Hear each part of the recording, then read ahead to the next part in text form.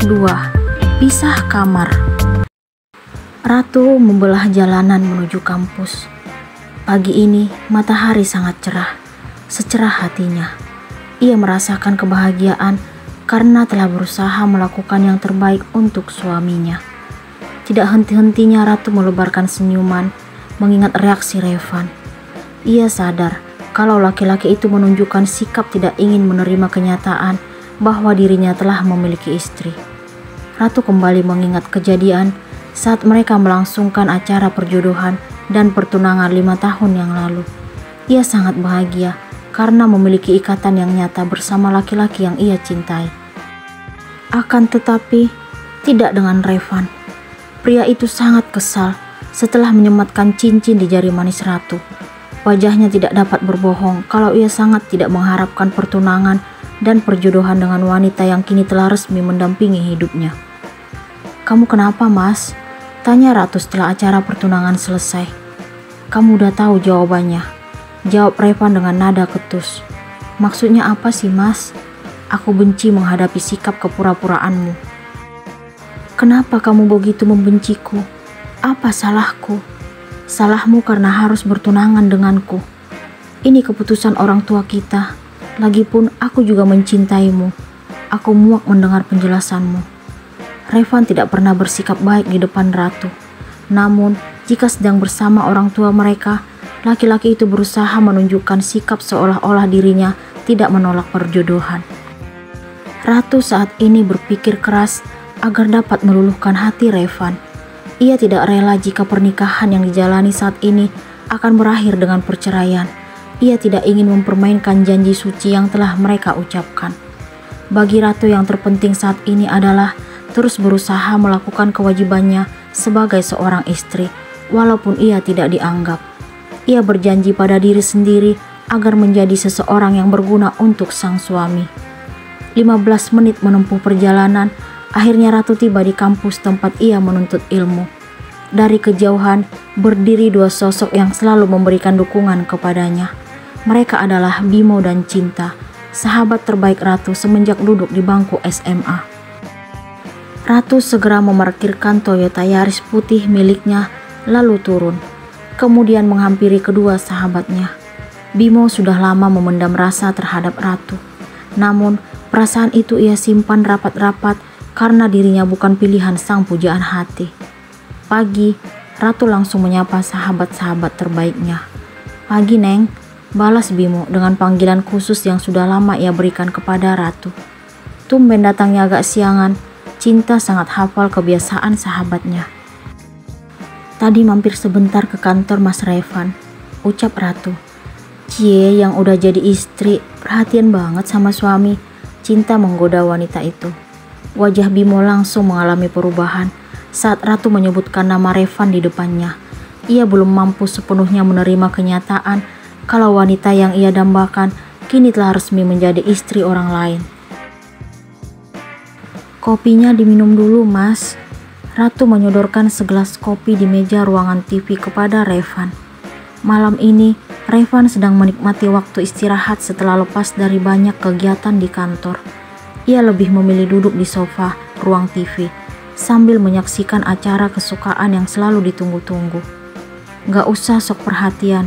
Kenapa harus kamu yang buatin? Kan ada Bi Inah." Revan tetap menunjukkan sikap tidak suka di depan istrinya. "Aku pengen buatin kopi khusus untuk suamiku. Tapi aku gak butuh. Kalau aku mau, tinggal minta Bi Inah aja yang buatin." "Kamu aneh, Mas. Kamu gak suka denganku bukan berarti kamu juga harus membenci kopi buatanku. Apapun yang berhubungan denganmu, pasti aku benci." "Ya deh, aku menjauh.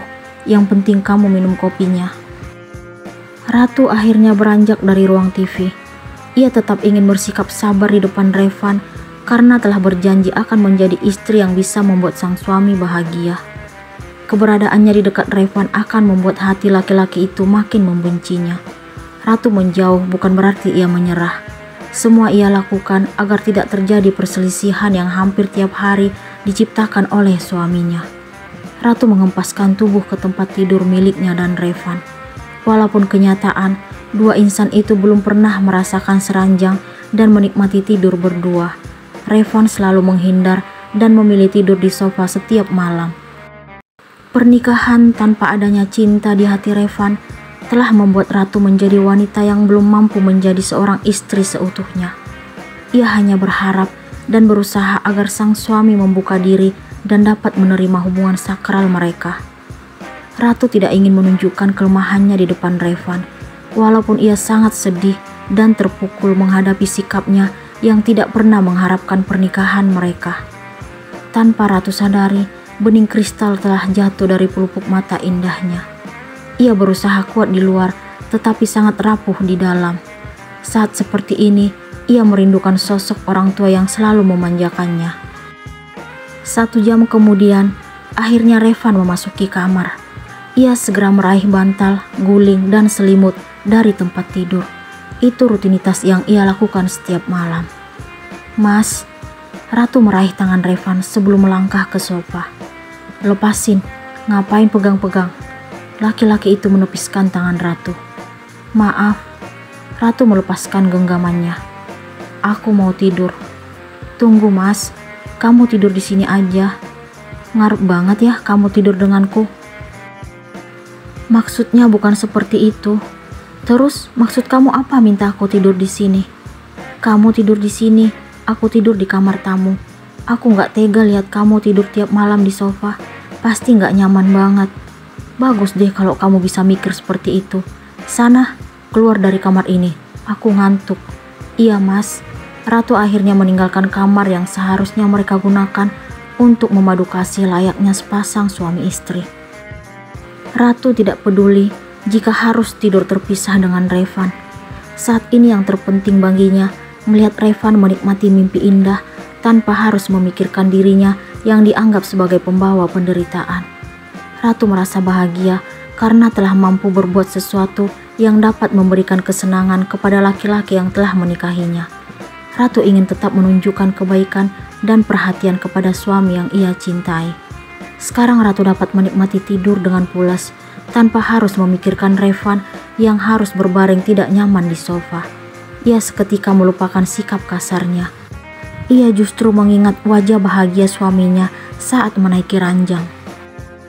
Rasa bahagia itu tidak dapat Ratu ungkapkan dengan kata-kata. Besarnya cinta yang ia miliki kepada Revan hingga mampu mengubah kesedihan menjadi sesuatu yang menyenangkan. Ia ingin membuktikan bahwa dirinya mampu memberikan kebahagiaan kepada suaminya. Revan telah berhasil membuat Ratu menjadi wanita yang lebih sabar dan kuat.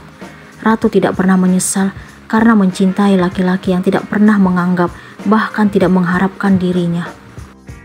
Sampai kapan Ratu sabar menghadapi sikap Revan?